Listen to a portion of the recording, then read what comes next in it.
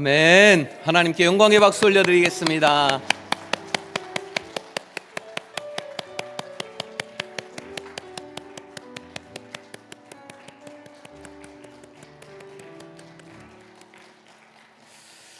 자비롭고 은혜로우신 아버지 하나님, 이 박수는 사람이 아니라 오직 하나님께 올려드리는 것이오니 찬양과 감사와 영광에 이 마음을 모아 올려드린 박수를 흠양하여 주시옵소서. 아버지 하나님, 찬양대의 찬양도 받으셨고 또 카리스 찬양단의 찬양의 섬김도 기쁨으로 받으신 줄 믿습니다. 주여, 우리 오늘 또 이렇게 새 가족을 보내주시어서 주님 안에서 우리가 무슨 공통점이 있겠냐마는 하나님을 내 아버지라 부른다는 그 이유만으로도 한 가족이 되었사오니 주여, 함께 하나님을 섬기며 하나님의 교회를 세우며 하나님께서 주시는 은혜와 축복을 누리며 한 가족으로 살아갈 수 있도록 은혜로 인도하여 주시옵소서. 허락해 주신 현경자 그리고 박영민 전 해범, 또 일부 예배에 등록하게 하신 박정민 이수지, 주여, 우리 모두 한 마음으로 함께 교회를 세워갈 수 있도록 믿음 위에 믿음 더하여 주시옵소서. 먼저 된 우리가 넓은 마음으로 축하하며 축복하며 가슴을 활짝 열어 이들을 환영하고 품으며 함께 갈 수 있는 은혜의 성민교회로 인도하여 주시옵소서. 이제 하나님의 말씀을 받기 원합니다.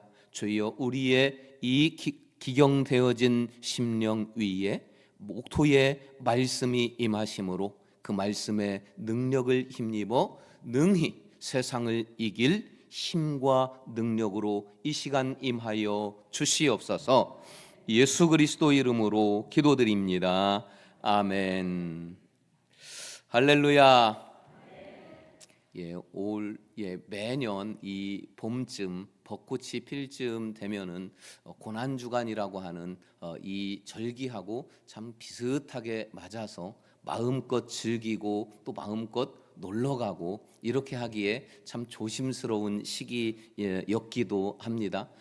이제 고난주간 지나고 부활주간 지나고 가보니까 조금 빠른 벚꽃은 이미 지고 있고 늦게 피는 벚꽃은 이제 지난 주중에도 있는 것을 보았습니다.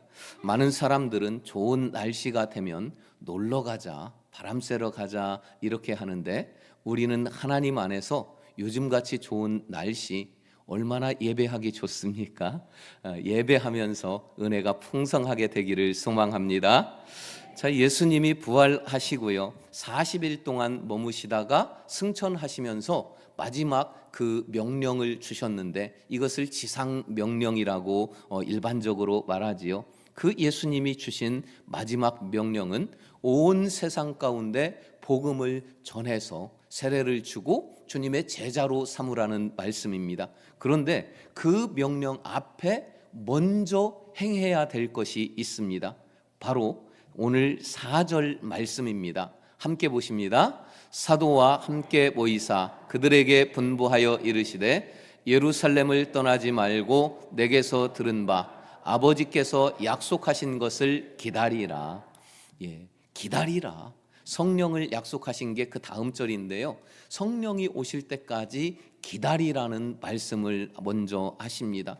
이 기독교 역사는 기다림으로부터 시작이 되어졌고 기다림으로부터 그 역사가 일어났습니다. 그러므로 우리는 잘 기다리는 성도가 되어야 하는 것이지요. 이 기다림이라고 하는 이 관점에서 오늘 은혜를 함께 나누려고 합니다. 제목도 기다리면 임하리라, 이런 제목입니다. 그러면 기다리면 임하시는데 우리는 어떻게 기다려야 할까요? 첫째는 약속의 말씀을 붙잡고 기다리라고 말씀하십니다. 4절 우리가 좀 전에 보셨지 않습니까? 사도와 함께 모이사 그들에게 분부하여 이르시되 예루살렘을 떠나지 말고 내게서 들은 바 아버지께서 약속하신 그 약속을 붙잡고 기다리라는 것입니다. 하나님의 약속은 사람의 약속과는 달라요. 그래서 사람은 상황에 따라서 못 지킬 수도 있고 또 지키고 싶지만 못 지키는 경우도 있지만 일부러 안 지키는 경우도 있고 사람의 약속은 믿을 수 없습니다. 그러나 하나님의 약속은 반드시 분명히 기필코 이루어진다는 것, 그래서 하나님의 말씀을 우리는 진리라고 하는 것이지요. 하나님의 그 반드시 이루시는 약속, 이것을 붙잡으라는 것입니다. 하나님의 약속의 말씀을 붙잡은 사람, 약속의 말씀을 붙잡지 않은 사람이 어떻게 다를까요? 구약으로 한번 돌아가서 살펴보면 민수기 13장 14장은 아니에요. 지금 띄우지 마세요. 민수기 13, 14장은 이스라엘 백성들이 광야에서 나왔습니다. 그리고 애굽에서 나왔습니다. 광야에서 가나안 땅으로 가야 하는데 가데스 바네아라고 하는 그곳에서 가나안 땅에 12명의 정탐꾼을 보냅니다. 그 12명의 정탐꾼이 40일을 샅샅이 정탐을 하고 다시 가데스 바네아 이 광야로 와서 보고를 하는데 12명이 똑같은 것을 보았으니까 똑같이 보고하겠지요. 저 땅은 그야말로 젖과 꿀이 흐르는 땅이더라. 그러면서 그들이 가져온 무화과 열매, 석류 열매, 그리고 포도송이 하나가 얼마나 컸든지 막대에다 엮어서 두 사람이 메고 올 정도로 큰 그 열매들을 직접 보여주면서 이렇게 기름진 땅이다라고 보고를 합니다. 그리고 이어서 보고합니다. 그들이 살고 있는 성과 성읍은 참 크고 견고하더라. 그리고 그 성을 지키고 있는 군인들, 적군들이죠. 그들이 얼마나 키가 크고 장대한지 아낙 자손, 거인 족속이더라. 이것을 보고합니다. 그 다음부터 약속을 붙잡은 사람, 붙잡지 않은 사람이 나누어져서 다르게 보고하는데 12명 중에 10대 2로 나누어집니다. 10명은 말합니다. 그래서 우리는 올라가면 안 됩니다. 우리는 그 땅으로 갔다가는 다 죽습니다. 그들의 밥이 될 것입니다. 안 된다고 말합니다. 그러나 약속의 말씀을 붙잡은 여호수아와 갈렙 두 사람은 당장 올라갑시다. 하나님이 우리에게 주신 땅입니다. 이렇게 말합니다. 약속의 말씀을 붙잡은 사람, 붙잡지 않은 사람이 어떻게 다르게 말하는지 말씀을 통해 확인해 보겠습니다. 민수기 13장 31절 먼저 함께 보십니다.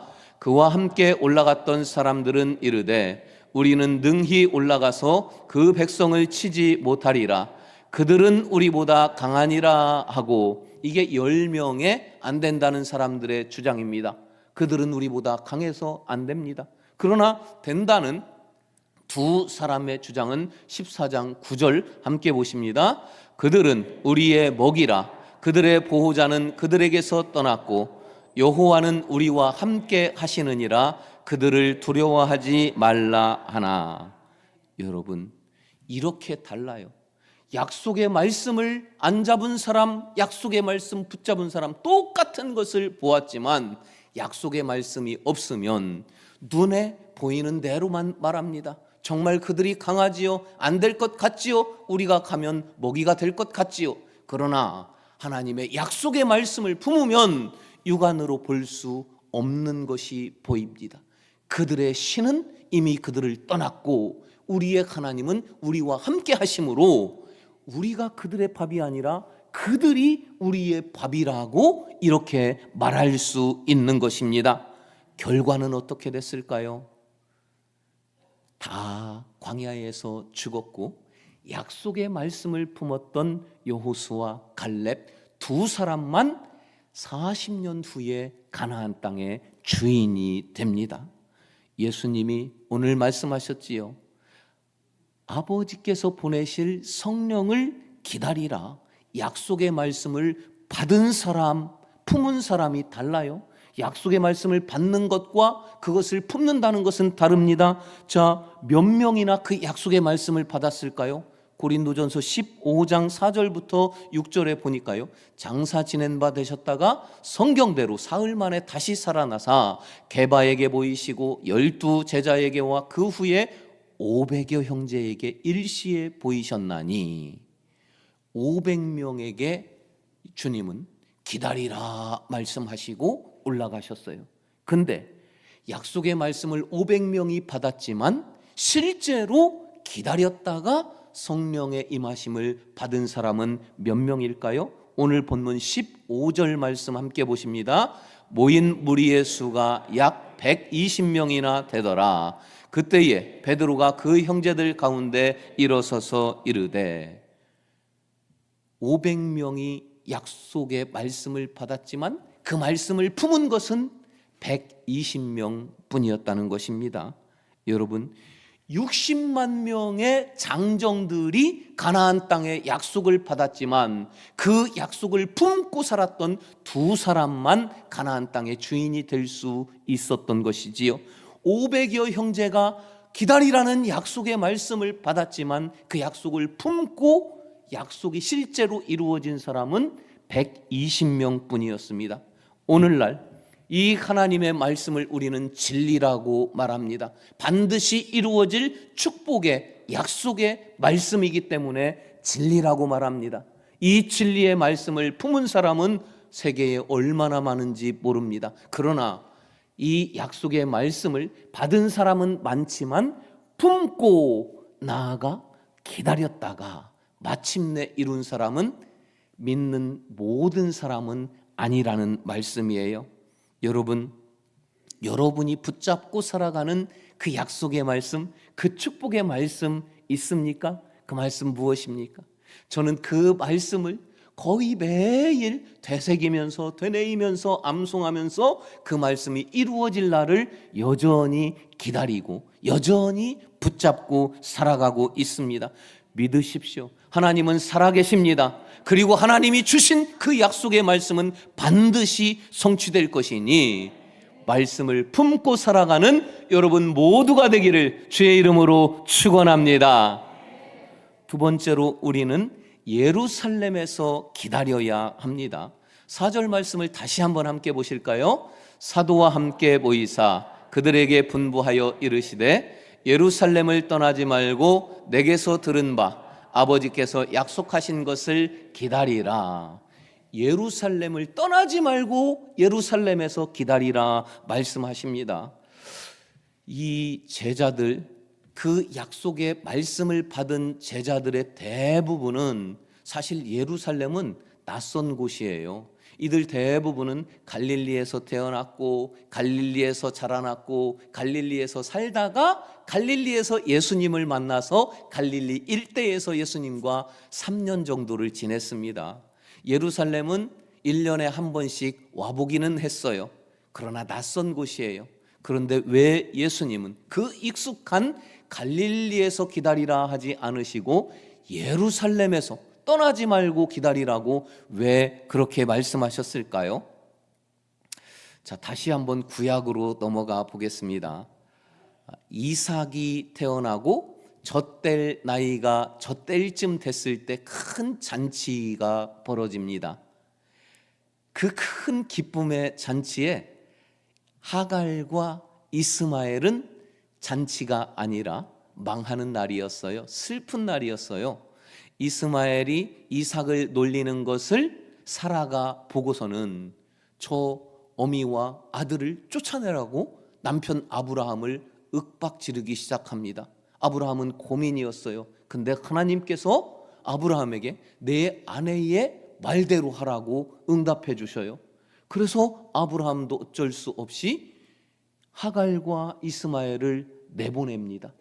하갈과 이스마엘이 브엘세바 광야에서 그만 광야를 지나다가 길을 잃었습니다. 가지고 있는 물이 다 떨어집니다. 둘은 탈진합니다. 이스마엘이 먼저 아들이 죽어가고 있어요. 어린 아들이 죽어가는 것을 어미로서 참아 볼 수 없어서 화살 한바탕 거리에서 그는 통곡을 합니다. 아들 먼저 죽고 조금 있다가 자기도 죽을 판이에요. 하나님이 개입하시지요. 극적으로 우물을 발견해서 그 물을 마시고 살아나고 하나님은 거기서 말씀하십니다. 네 아들 이스마엘도 내가 복을 주어서 큰 민족이 되게 하리라. 간신히 브엘세바 광야에서 살아난 그들에게 브엘세바 광야는 어떤 곳일까요? 두 번 다시는 가고 싶지 않은 곳이에요. 죽을 뻔한 곳이에요. 피하고 싶은 곳, 쳐다도 보기 싫은 곳이에요. 마치 고생고생 군생활한 그곳은 다시 안 가고 싶은 그런 마음처럼 이 브엘세바 광야가 그랬단 말이에요. 그런데 이 이스마엘 어떤 사람이 되는지 창세기 21장 말씀 우리 함께 보실까요? 함께 보십니다. 하나님이 그 아이와 함께 계심에 그가 장성하여 광야에서 거주하며 활 쏘는 자가 되었더니, 이스마엘이 큰 민족을 이루고 아주 성공한 사람이 됩니다. 그 장성하여 광야에서 거주한 그 광야가 어딘 줄 아십니까? 브엘세바 광야를 근거지로 해서 이스마엘이 흥왕해 나갔습니다. 광야에서 활 쏘는 자가 되었다. 광야를 정복한 자가 되었고 광야를 호령하는 자가 되었다는 말씀이에요. 자, 다시 그러면은 본문 가운데로 들어와 봅니다. 제자들에게 예루살렘에서 기다리라. 예루살렘이 제자들에게 어떤 곳입니까? 예루살렘에 마가의 다락방이 있었지요. 마가의 다락방에서 예수님과 마지막 만찬을 합니다. 예수님이 제자들 한 명 한 명 발을 다 씻어주시면서 이렇게 서로 섬기라고 말씀하셔요. 이것은 내 몸이고 내 피다 하면서 그곳에서 성찬식이 진행됩니다. 또 예루살렘이 어떤 곳입니까? 예수님이 십자가를 지시고 고통받으며 끌고 가신 곳, 골고다가 있는 곳, 예수님이 십자가에 돌아가신 곳, 예수님의 무덤이 있는 곳. 다시 말해서 마가의 다락방에서 그 뜨거운 예수님과의 교감과 아름다운 추억도 있고, 그 예루살렘 안에는 십자가와 고통과 실패와 좌절과 나는 저 사람 진짜 모른다고 예수님을 배신하고 부인했었던 그 상처와 트라우마의 무덤도 있는 곳이 바로 예루살렘인 것이지요. 자, 우리 13절 말씀 함께 보십니다. 들어가 그들이 요한은 다락방으로 올라가니 베드로, 요한, 야고보, 안드레와 빌립, 도마와 바들로메, 마테와 및 알페오의 아들 야고보, 셀루스인 시몬, 야고보의 아들 유다가 다 거기 있어 떠나지 않고 그 마가의 다락방에서, 다시 말해서 예수님과 뜨거웠던 그 교감과 아름다운 추억이 있는 곳, 마가의 다락방이 있는 예루살렘, 배신하고 상처와 아픔과 좌절과 슬픔이 있었던 예수님의 무덤이 있고 골고다가 있는 그 예루살렘에서 주님은 그곳 떠나지 마. 상처 있는 곳이라고 피하지 마. 추억이 있는 곳, 배신했던 곳이라고 도망가지 마. 그 예루살렘에서 감격도 다시 회복하고 그 예루살렘에서 상처와 아픔, 트라우마도 극복해내야 해. 바로 예루살렘을 떠나지 말고 기다리라는 말씀은 회복도 하고 극복도 이루어내라는 말씀입니다. 여러분, 살아오면서 한 번도 흔들린 적 없습니까? 믿음 흔들리고 나 이제 예수님 안 믿겠다고, 나 정말 이제는 교회 안 나가겠다고 멀리 떠난 적 혹 없으십니까? 그 상처가 있는 곳, 그리고 주님과의 뜨거운 첫사랑의 감격과 기쁨이 있는 여러분의 예루살렘, 여러분의 그 마가의 다락방은 어디입니까? 그곳에서 다시 시작하고 그곳에서 회복하라는 말씀입니다. 예루살렘을 떠나지 말라. 그곳에서 기도하라. 여러분의 예루살렘, 그곳에서 치유와 회복의 은혜가 임하시기를 주의 이름으로 축원합니다. 세 번째, 우리는 기다릴 때 끝까지 기다려야 합니다. 5절 말씀 우리 함께 보시겠습니다. 요한은 물로 세례를 베풀었으나 너희는 몇 날이 못되어 성령으로 세례를 받으리라 하셨느니라. 아멘. 몇 날이 못되어 세례를 받을 것이다. 이 몇 날이 도대체 몇 날, 며칠 정도나 될까요? 자, 그 몇 날을 한번 확인해 보겠습니다. 예수님께서 십자가에 달려 돌아가신 날이 유월절 당일날이에요. 그리고 예수님의 이 말씀하신 약속하신 성령이 임하신 날이 오순절 날이 이름에 오순절이거든요. 그럼 유월절로부터 오순절까지는 며칠 정도냐? 50일입니다.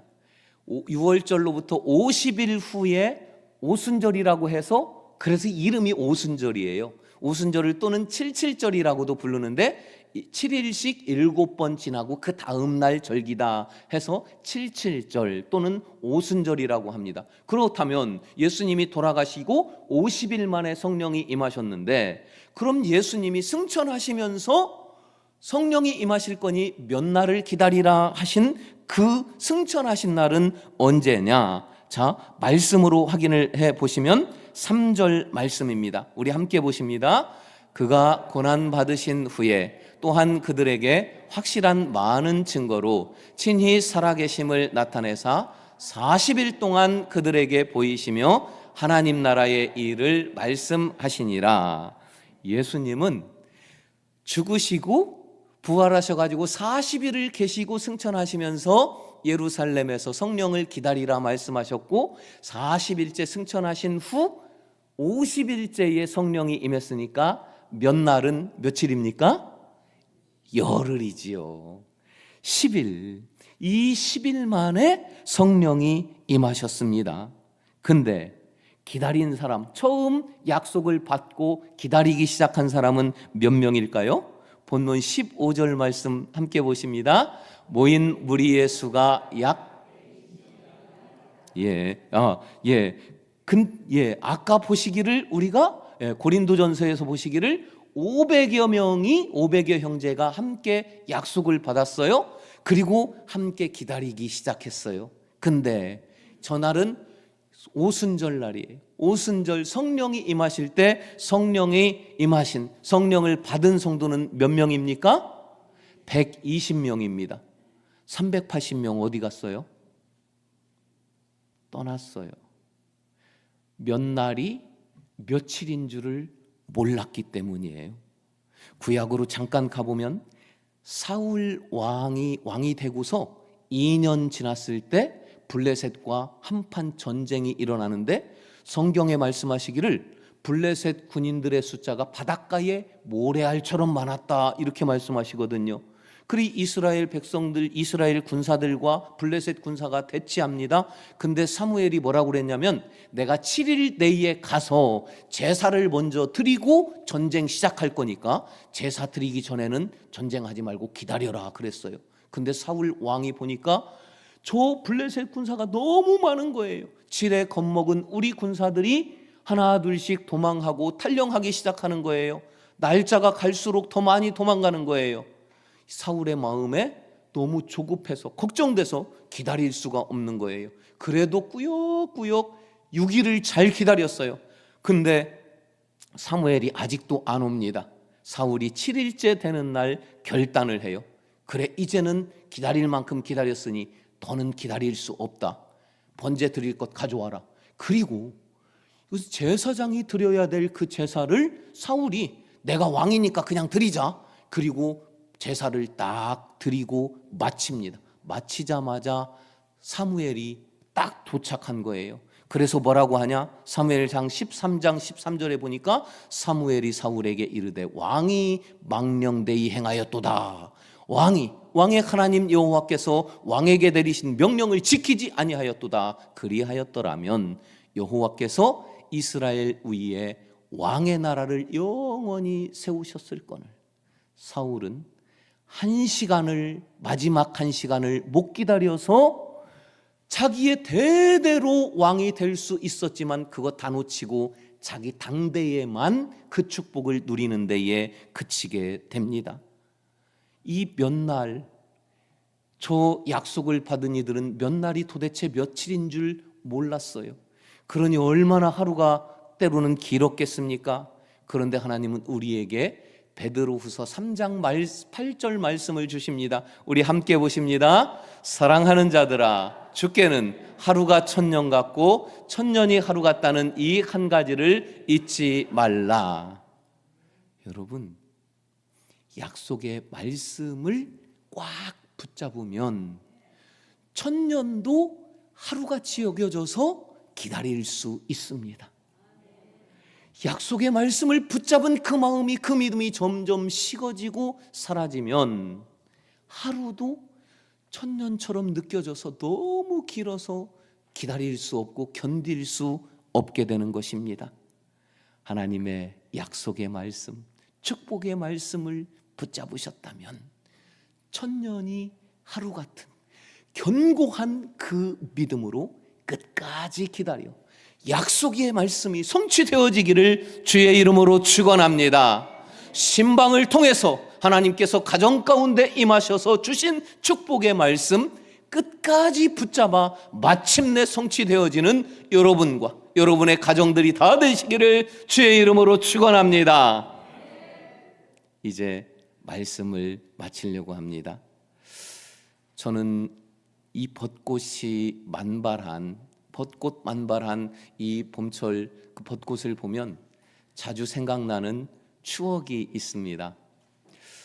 제가 좀 뒤늦게 35세 신학을 시작을 하고 그리고 부목사로 이렇게 섬기고 있을 때 나이는 점점 들어가서 50이 가까워지는 거예요. 근데 제 동기 목사님들은 저보다 한참 어리고 그런데도 담임 목사님으로 다 나가서 가끔 만나거나 안부 인사를 하다 보면은 교회 얘기를 하고 자기 막 성도들 이야기를 하면서 그 모습을 보면 얼마나 부러운지 몰라요. 근데 거기에 대고 저와 함께 사역을 하던 한참 후배 젊은 목사님이 목사 안수를 받자마자 개척을 해서 담임 목사님으로 간 거예요. 근데 그 모습을 보니까 제 마음에 더 조급함이 생기고, 하나님, 이 많은 교회 중에 저를 보내실 교회 하나가 없습니까? 도대체 저는 언제나 내 교회, 내 집을 세울 수 있겠습니까? 그 답답한 마음, 조급한 마음으로 이렇게 지낼 때에 어느 벚꽃 만발한 월요일 아침에, 월요일이 저희 목회자는 쉬는 날이잖아요. 그 담임 목사님 사모님이 제 아내에게 전화를 하시는 거예요. 목사님하고 사모님 특별한 일 없으면 오늘 우리 부부하고 같이 어디 좀 가자는 거예요. 그거 금방 갈 테니까 기다리래요. 그래서 기다리고 있으니까 담임 목사님하고 사모님이 오셨어요. 그 부목사인 제가 운전을 하는 게 맞잖아요. 근데 목사님이 운전대를 안 주는 거예요. 오늘은 내가 운전할 테니까 내 옆에 타고, 그리고 사모님과 제 아내는 뒷좌석에 타서 그날 종일 먼 곳도 다니고 맛있는 것도 사주고 그러는데, 그 긴 벚꽃길을 가면서 당시 저의 그 담임 목사님이 저에게 하는 말이에요. 이 목사, 마음이 많이 조급하지? 걱정하지 마. 하나님께서 이 목사를 담임 목사로 보내실 정말 좋은 교회를 이미 예비하고 기다리실 거야. 그때까지 우리 같이 기다리자. 그 말씀이 얼마나 저에게 큰 위로가 되는지 몰랐습니다. 그리고 1년 후에 하나님은 최고 좋은 교회를 최고의 결정적인 시간에 저를 인도해 주셨습니다. 그곳이 여기이고 만나게 하신 분이 여러분이니 어떻게 제가 여러분을 축복하지 않고 기도하지 않을 수가 있겠습니까? 여러분 한 분 한 분 이름 부르면서 기도하는 게 저는 지루하고 힘든 게 아니에요. 너무 기쁘고 감사해서 기쁨으로 그 사명을 오늘도 감당하고 있습니다. 하나님은 살아계십니다. 약속의 말씀을 붙잡으면 반드시 이루시는 줄 믿습니다. 우리 일어서서 함께 찬양하고 결단하기를 원합니다. 고난과 시련 속에 사람들은 나를 떠나도 신실한 그분의 사랑이 내 삶을 지키셨네. 최고의 시간, 최고의 순간에 내 모든 것을 이루실 하나님, 우리 함께 찬양합시다.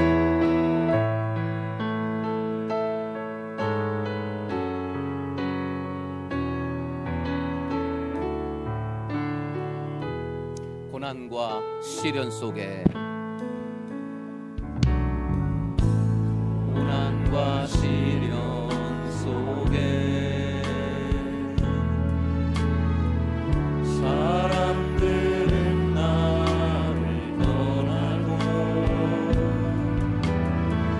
신실한 그분의 사랑이 내 삶을 지키셨네. 지난 날 돌아보면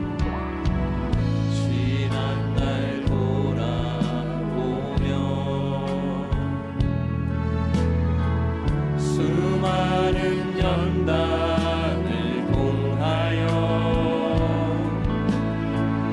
나를 크게 사용하신 그분의 뜻이었음을 알았네.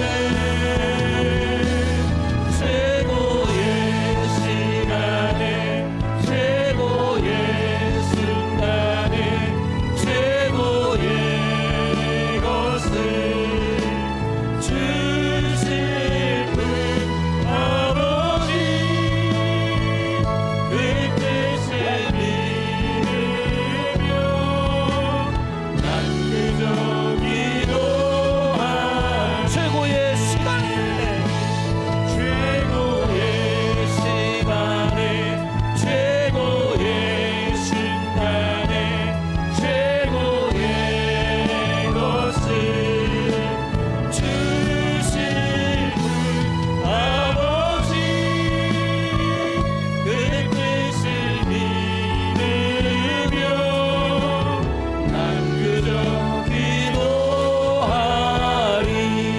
사랑하는 여러분, 하나님은 살아계시며 우리는 그 살아계신 하나님의 말씀을 붙잡고 있습니다. 말씀을 받으면서 내 속에 감동으로 임하신 그 말씀 붙잡고 우리 주여 3번 부르고 함께 결단하며 기도합시다. 주여, 주여, 주여. 할렐루야, 할렐루야. 은혜로 오신 아버지 하나님 감사합니다. 하나님의 말씀은 살아계시며 아버지 하나님의 말씀은 능력이 있어 반드시 그 하신 말씀을 내게 성취하여 주실 줄로 믿습니다. 말씀을 붙잡고 기도하기를 원합니다. 아버지 하나님, 상처가 있는 곳, 주님을 배신하였던 곳, 그러나 또한 뜨거운 그 아버지여 감정, 그 열정이 있던 곳, 주여 예루살렘에서 어머가의 다락방에서 기도하기를 원합니다. 끝까지 붙잡고 기도하는 나에게 아버지 하나님 마침내 임하시고 내게 임하시고 이루어 주실 줄로 믿사오니 주여 이 믿음, 이 결단을 기억하여 주시옵소서. 이 결단을 받아 주시옵소서. 끝까지 아버지 하나님 말씀 이루시는 것을 보며 영광 올려드리는 나의 삶이, 우리의 삶이 다 되게 하여 주시옵소서. 난 그저 기도, 두 손 높여 최고의 시간에, 최고의 순간에,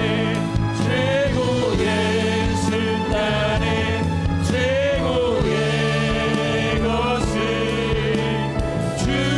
주시는 아버지, 그 뜻을 믿으며 난 그저 기도할. 한 번 더 고백합시다. 최고의 시간, 최고의 시간에, 아멘. 최고의 순간에, 최고의 것을 주시는 아버지, 그 뜻을 믿으며 난 그저 기도하리. 은혜로우신 아버지 하나님, 하나님은 나의 아버지이십니다. 내 아버지의 말씀은 살아계심으로 반드시 내게 이루어질 줄 또한 믿사오니 이 약속의 말씀, 축복의 말씀을 붙잡고 나아가기로 결단합니다. 상처 있는 곳 떠나지 아니하고 피하지 아니하고 나의 마가의 다락방에서 하나님의 교회에서 기도하며 끝까지 약속이 이루어질 것을 믿음으로 기다릴 것이오니 아버지여, 영광의 그날을 우리가 다 보게 하여 주시옵소서.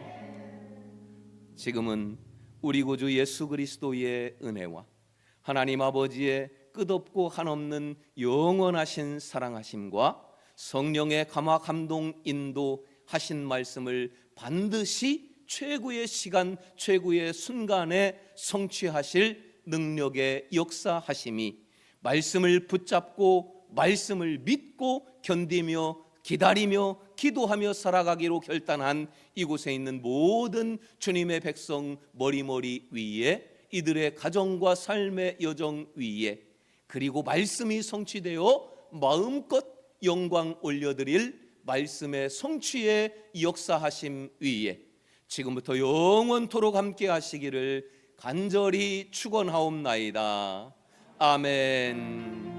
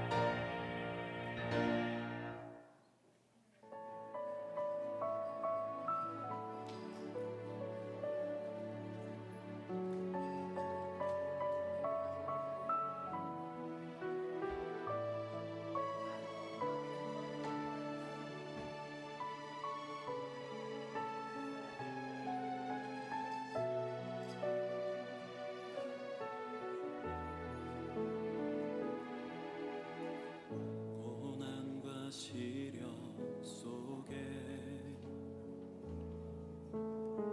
사람들은 나를 떠나도 진실한 그분의 사랑이 내 삶을 지키셔